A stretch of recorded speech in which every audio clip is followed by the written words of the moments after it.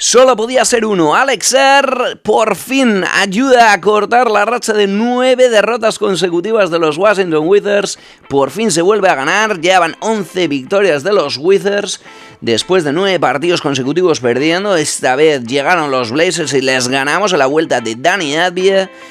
Antes de una semana frenética de partidos, hasta 4 se disputarán en el Capital One Arena. Uno de ellos mañana viernes contra Los Ángeles Lakers de Luka, LeBron y compañía. También seguimos hablando de la NBA, hablamos de Peyton Watson, el jugón que está manteniendo, con la ayuda evidentemente de Jamal Murray, el gran líder espiritual del equipo, a unos Denver Nuggets que echan de menos, interrogante, a su gran líder Nikola Jokic. Y hablamos también de los Utah Jazz, Nurkic, Keyonte George, un equipo que tiene jugadores muy interesantes, un plantel muy joven que me gusta mucho y que creo que va en el camino adecuado. Y también hablamos, como siempre, de béisbol de la MLB en una semana llena de traspasos. Uno de ellos muy importante para los Washington Nationals. Dicen adiós a su ace, a su mejor pitcher, Mackenzie Gore.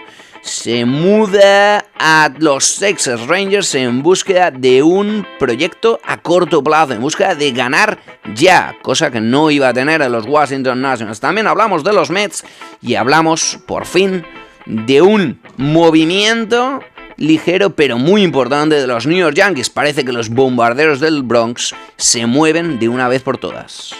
Esto es de Deportes Upper Deck. Hoy es jueves 29 de enero y este es el episodio 38.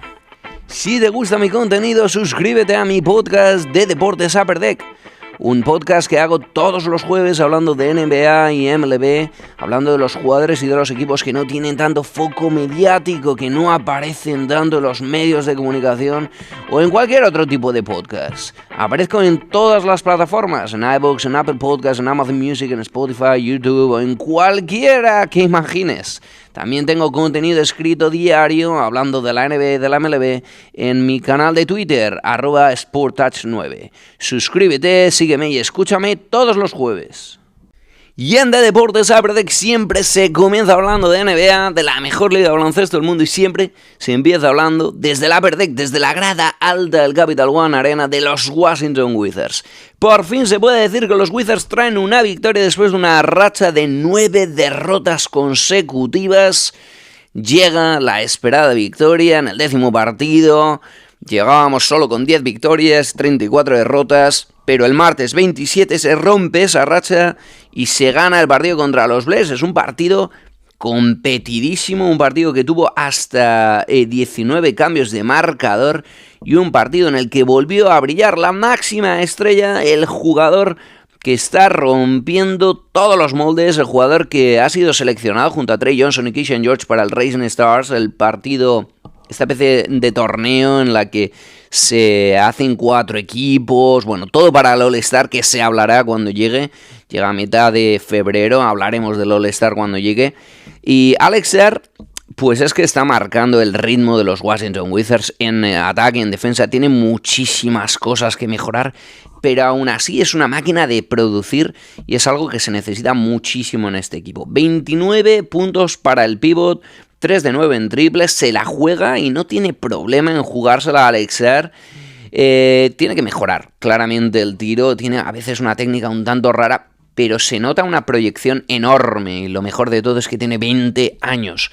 12 rebotes, 6 tapones, 2 robos, bueno, una máquina de producir. Los Wizards hicieron las cosas bastante bien, mantuvieron a los Blazers ahí constantemente. Parecía que el último cuarto se lo iba a llevar los Blazers, me temía lo peor, pero en los últimos minutos los Wizards jugaron muy bien, muy centrados en ataque, sobre todo intentando bloquear a la que es la máxima estrella, desde luego, de este equipo, que es el ex-Wizard Deni Avdija, que se mantuvo con 17 puntos, discreto, buen partido, pero discreto, 3 de 5 en triples.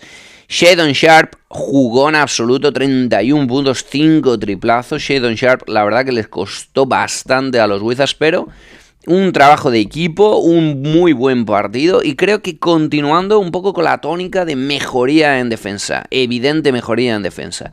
Los otros dos partidos de la semana se perdió el sábado contra los Hornets, un partido que se adelantó 6 horas por la tormenta de nieve que atiza el este de Estados Unidos, que atizó durante el fin de semana. Ya pasó, pero ahora, bueno, pues las consecuencias es las ciudades llenas de hielo, en concreto Washington completamente llena de hielo y parte de la ciudad paralizada días después. Y el jueves pasado se perdió contra los Nuggets. ¿Y ahora qué? Pues una semana repleta de partidos. 4 partidos seguidos en casa. Hoy, esta noche, vienen los Bucks. Unos Bucks sin Giannis Antetokounmpo, unos Bucks en caída libre, unos Bucks fuera de play-in y todavía lejos de ese último puesto de play-in que ahora mismo lo ocupan los Atlanta Hawks. Pero es que detrás vienen los Hornets. Cuidadito con los Bucks. Si no hacen algo ya, probablemente incluso es que no tengan ningún tipo de opción para el play-in. Vamos a ver Giannis cuando se mete otra vez en el lineup, se recupera de la lesión o si es traspasado. Ese es un temazo también, uno de los temas más calientes, de los que más se habla en la NBA ahora mismo. Los Lakers vienen un día después, los Lakers de LeBron, Luka y compañía vienen un día después, partido pues muy complicado, claro. El domingo contra los Kings en casa también, un partido que vamos a tener que ganar. Parece que los Kings, los Pelicans, los Pacers y los Wizards pues se van a disputar esas 3-4 últimas plazas que optarían sí o sí, si estamos entre los 3 peores récord, se va a tener entre el 1 y el 5 del draft. Eso sería un poco la idea. Ahora mismo los Kings están por delante, están por encima de los Wizards con mejor récord, pero están ahí 12 victorias, tampoco están muy lejos. De hecho, los Wizards podrían pasarles por delante si se ganase ese partido. Vamos a ver, porque esto es el domingo, hasta el domingo hay otros partidos antes. Y contra los Knicks el martes, unos Knicks que llevan una racha de 3 victorias consecutivas con unos Knicks que tienen muchísimas dudas. El otro día pitando en el Madison Square Garden a su center, a su jugador de confianza, uno de sus jugadores de confianza, Karl Anthony Towns. Vamos a ver los Knicks. Yo creo que es que se esperaba tanto de los Knicks que haciendo una buena temporada creo que tienen... Pues la realidad es que me parece que no están haciendo una mala temporada para nada. Están ahí arriba en la conferencia este. 28 victorias, 18 derrotas, tercera posición. Empatados con los Celtics, con los Raptors, con los Cavaliers. Pero es verdad que se esperaba que lo que está haciendo los Pistons lo hicieran los Knicks. Creo que es un plantel que ya lleva años junto, que han ido moviendo las piezas, que han estado en finales de conferencia, y esta temporada regular se esperaba un poquito más de ellos. De hecho, por eso también el cambio de entrenador a traer a Mike Brown. Vamos a ver los Knicks, aún así, como ya digo, tercera posición en la conferencia este, sí o sí asegurado, prácticamente asegurado el playoff directo. Y vamos a ver el martes si podemos rascar alguna victoria en esta semana, que es muy complicada como todas, porque los Washington Wizards les cuesta la vida ganar un partido. Ahora mismo estamos con un récord de 11 victorias, 34 derrotas y tenemos 4 partidos seguidos en casa, en el Capital One Arena. Y después de hablar de los Washington Wizards, porque hay vida más allá de los Washington Wizards, nos vamos a hablar de un jugador que creo que está teniendo una temporada es sensacional, una temporada en la que ha mejorado los números, en la que está sosteniendo a su equipo a una superpotencia, una super franquicia como son los Denver Nuggets. Ponemos en contexto, los Nuggets ahora mismo están sin Nikola Jokic, el mejor jugador del equipo, evidentemente uno de los mejores jugadores de la liga, uno de los mejores jugadores del mundo, y aún así los Nuggets llevan 7 victorias en los últimos 10 partidos, 2 victorias consecutivas. Ahora, cuando se graba esta parte del episodio, los Nuggets están en tercera posición, igualados a los San Antonio Spurs en segunda posición. Digamos que están en un momento cómodo, están en un momento todavía con 3 victorias de diferencia contra los Rockets. Tienen una futura ventaja de campo aseguradísima en los playoffs. Es decir, los Nuggets están bien, están bastante bien. Todavía están lejos de los Thunder. A 6 victorias, es verdad que no tanto como parecía en la primera parte de la temporada, porque los Thunder pues van perdiendo partidos, De hecho, llevan 2 derrotas consecutivas, les van escapando partidos poquito a poco, porque los Thunder siguen siendo una pisonadora. Pero bueno, los Nuggets ahí están, no tan lejos. Y este jugador que vamos a hablar hoy me tiene completamente loco porque es un jugador que no ha llamado la atención, al menos yo no le tenía muy considerado, no le conocía demasiado. Hablamos de Peyton Watson. Es un jugadorazo espectacular. El otro día en el Capital One Arena hizo un partidazo, pero es que todo lo que juega Peyton Watson en el último mes, la verdad que lo está abordando, me ha llamado mucho la atención y por eso creo que hay que comentarle aquí en el podcast. Es un small forward o un shooting guard. Tiene un grandísimo tiro, tiene buena creación, tiene buen manejo de bola. Es un jugador muy, muy completo. Y ha mejorado sus números pues prácticamente en todo. Es su cuarta temporada con los Nuggets. Tiene 23 años, que esto es lo que más me gusta de todo. Y sobre todo parece que ha mejorado sus números hasta mejorar incluso la primera temporada, la 2022-2023, donde solo jugó 23 partidos, pero donde alcanzó prácticamente un 50% de tiros de campo. Ahora mismo lo ha pasado. En esa primera temporada tenía un 49% y ahora mismo está cercano al 51%. En triples ha pasado esa barrera del 40% y ahora mismo está en un 42%. Y un poco en todo ha mejorado Peyton Watson. Desde luego hay que seguirle, hay que seguir a los Nuggets. Ahora mismo Peyton Watson está como cuestionable para el partido del martes por la noche. Veremos a ver si juega. Para cuando escuchéis este podcast, pues probablemente ya se haya recuperado. No ha sido una lesión grave. Ha sido en el tobillo. Pero vamos a ver cómo los Nuggets siguen sin su máxima estrella, sin Nikola Jokic. Jamal Murray lesionado un día sí, un día no. Desde luego cuando juega pues lo hace espectacularmente bien porque tiene una calidad incontestable, como he hablado antes en del partido de los Wizards. En el momento en el que se puso Jamal Murray a jugar, poco había que hacer. Y los Nuggets me están gustando mucho, se están manteniendo ahí arriba y sobre todo eso, sostenidos por este jugón que es Peyton Watson. Y después de hablar de los Nuggets, una franquicia que está ahí arriba, vamos a hablar de una franquicia que ya he comentado en el podcast que me gusta particularmente. Es una franquicia que suele estar abajo, pero creo que tiene bastante afición, tiene historia, me gustan los jugadores y me gusta el plantel que están teniendo los Utah Jazz. Un plantel muy joven. Un equipo bastante anárquico, sobre todo en defensa, pero en ataque me está gustando mucho. Y hoy voy a comentar a dos jugadores que lo están haciendo muy bien. El primero, un veterano de la liga, un jugador con 31 años que ya ha militado en muchas franquicias. Hablo de Jusuf Nurkic y hablo de él porque ha conseguido lo que no conseguía desde el 2019, lo ha conseguido en 3 partidos consecutivos. Triple doble en 3 partidos consecutivos, no consiguió un triple doble desde el 2019. Bueno, pues 7 años después consigue 3 consecutivos. Espectacular. Jusuf Nurkic mejorando sus estadísticas y ayudando a que los Jazz, bueno, estén con 15 victorias, mejoren desde luego lo que hicieron el año pasado, donde terminaron en última posición de las 30 franquicias. El peor récord lo tuvieron los Jazz con 16 victorias. Estamos a mediados finales de enero y ya están ahí con 15. Desde luego han mejorado muchísimo los Utah Jazz. Y no solo por Jusuf Nurkic. Desde luego ayuda y mucho tener a un pivot, a un center de garantías, pero eso no sería nada si no tuvieran a Keyonte George manejando, siendo la brújula del equipo. Es un equipo muy anárquico, es un equipo a veces parece que no tiene sistema, que cada uno juega por su lado. Y claro, a este jugón, a Keyonte George, un jugador de 22 años con baloncesto en sus venas, con Ace Bailey también. Estos jugadores necesitan un poco esa anarquía, esa libertad de que el entrenador les deje campar a sus anchas porque son muy jóvenes y porque necesitan demostrar, probar, equivocarse constantemente. Esto es lo que hace Keyonte George. Ha mejorado en todo. Esta es su tercera temporada con los Jazz, empezó en la 23-24, jugó 44 partidos, en la segunda temporada 24-25 jugó 35 y ahora ya lleva más partidos jugados, 45 partidos. Se ha consagrado ahora mismo como la brújula del equipo. Markkanen es la cara más reconocible de la franquicia, desde luego, pero Markkanen ha tenido lesiones, está teniendo una temporada bastante inestable en juego y desde luego que Keyonte George le viene al pelo a esta super franquicia como son los Utah Jazz, que poco a poco parece que van, como ya digo, renaciendo. Keyonte ha mejorado en todo, como digo, los tiros de campo ha conseguido estar ahora mismo en un 45%, cuando el año pasado promedió 39%.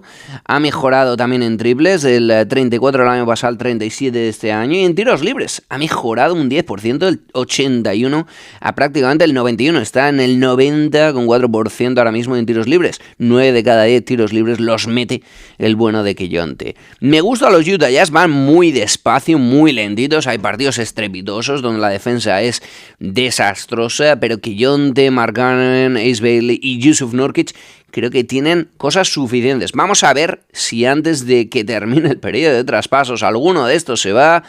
Jusuf Nurkic puede sonar las campanas que se vaya a una franquicia y sea como, bueno, pues actúe como center de banquillo, por ejemplo, se me ocurre de unos Bulls o similar. Pero si le mantienen y si mantienen este esquema joven con algún que otro veterano como Nurkic, creo que este equipo tiene bastante futuro.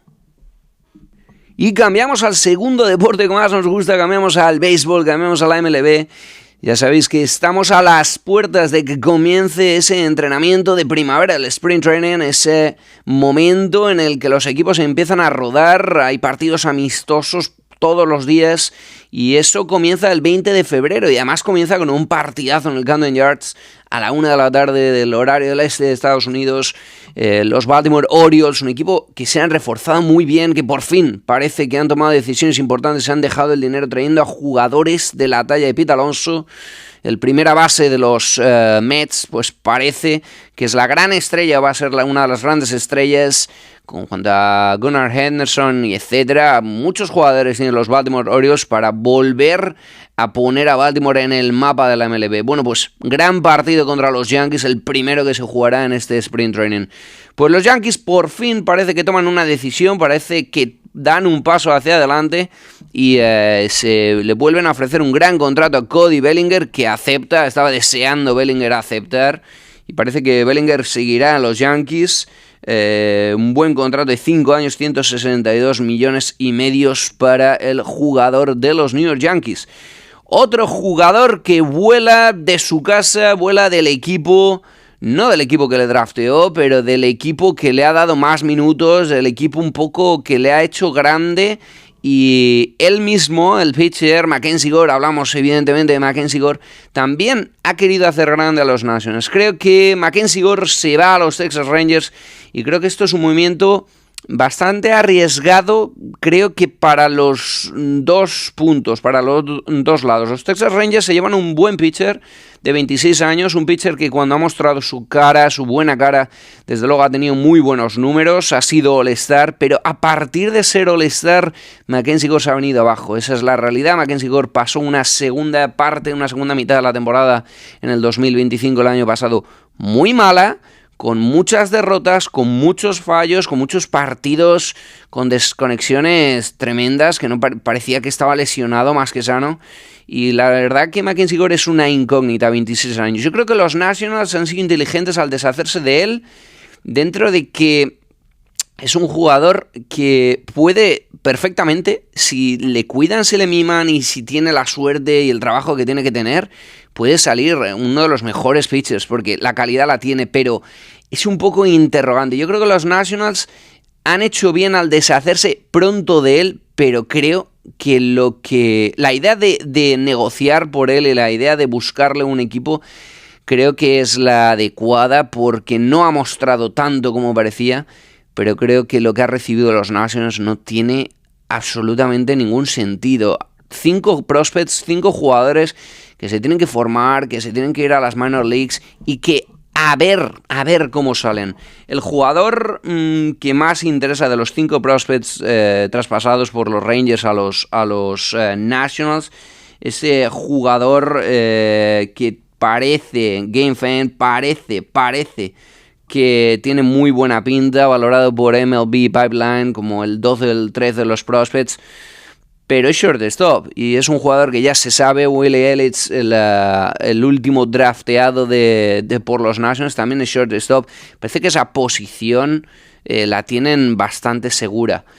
Yo creo que los Nationals lo que han hecho ha sido ponerle en el mercado y, bueno, al final no dejas de llevarte a 5 futuros jugadores, son 5 con los que vas a poder moverte en el mercado, vas a poder tener pues más piezas con las que intercambiar, con las que jugar, pero desde luego es un proyecto a muy largo plazo y no veo absolutamente nada en este mercado, nada para los Nationals para emocionarse. De hecho, creo que la fanbase está bastante enfadada por lo que huelo, por lo que veo en Twitter y en un poco las redes, en un poco donde se va moviendo la opinión de la masa social que siga a los Nationals.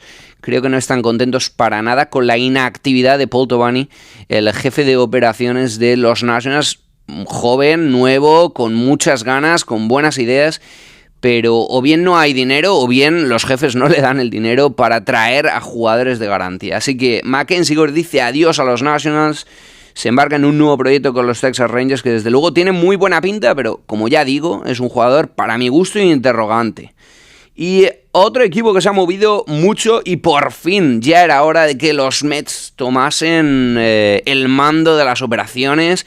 Dijeran, aquí estamos nosotros. Han traído a Freddy Peralta de los Brewers. Freddy Peralta, un excelente pitcher que en esta última temporada mejoró su ERA hasta conseguir un 2.70. Espectacular Freddy Peralta. También han traído a Luis Robert Jr., también prometedor de los White Sox.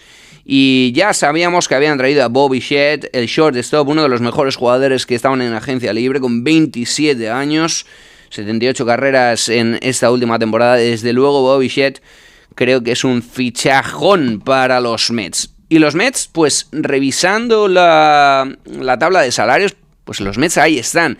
El contrato más grande de la MLB lo sigue teniendo Juan Soto hasta el 2039. Del 2025 se firmó la temporada pasada, como sabéis, ese contrato de Juan Soto procedente de los Yankees a los Mets. 765 millones, espectacular por 15 años. Y luego entre los 10 primeros pues sigue habiendo jugadores de los Mets. Sabemos que está Francisco Lindor con 28 años, también con un contrato monstruoso de 10 años hasta el 2031, 341 millones. Y ahí está un poco todo, entre los Mets, los Yankees, los Dodgers sobre todo, que tiene al segundo y al sexto mejor pagados. Shohei Ohtani, el mejor jugador de béisbol ahora mismo, con 700 millones, un contrato de 10 años. Y luego tiene a Mookie Betts, también imprescindible en el esquema de los Dodgers, con 365 millones por 12 años. Pues creo que los Yankees se han movido, pero se siguen moviendo de manera tímida, le sigue faltando un pitcher de garantía, tienen que mover el bullpen porque las lesiones creo que les han hecho bastante daño y si no mueven ese bullpen, si no traen a pitcher de garantía, creo que va a ser complicado para los Yankees. Y creo que los Mets por fin se han dado cuenta de que sus competidores se estaban moviendo y por fin han puesto el dinero donde tenían que ponerlo. Han traído a, creo que el mejor pitcher que había ahora mismo, Freddy Peralta, que ha ayudado muchísimo a los Brewers a conseguir una temporada regular perfecta, inmaculada, que luego es verdad que no se tradujo en victorias en el playoff, pero la realidad es que lo hizo muy bien durante la temporada regular, cosa que necesitarán los Mets este año, porque recordemos el fiasco del 2025 de los Mets, no alcanzaron ni los playoffs. Parece que se mueven los grandes equipos, los Mets por fin despiertan y los Yankees poco a poco van saliendo de ese letargo, de esa siesta, están perezosos. Los bombarderos del Bronx parece que no terminan de moverse. Si te gusta mi contenido, suscríbete a mi podcast de Deportes Upper Deck. Un podcast que hago todos los jueves hablando de NBA y MLB, hablando de los jugadores y de los equipos que no tienen tanto foco mediático, que no aparecen tanto en los medios de comunicación o en cualquier otro tipo de podcast. Aparezco en todas las plataformas, en iVoox, en Apple Podcasts, en Amazon Music, en Spotify, YouTube o en cualquiera que imagines. También tengo contenido escrito diario hablando de la NBA y de la MLB en mi canal de Twitter, @SportTouch9. Suscríbete, sígueme y escúchame todos los jueves.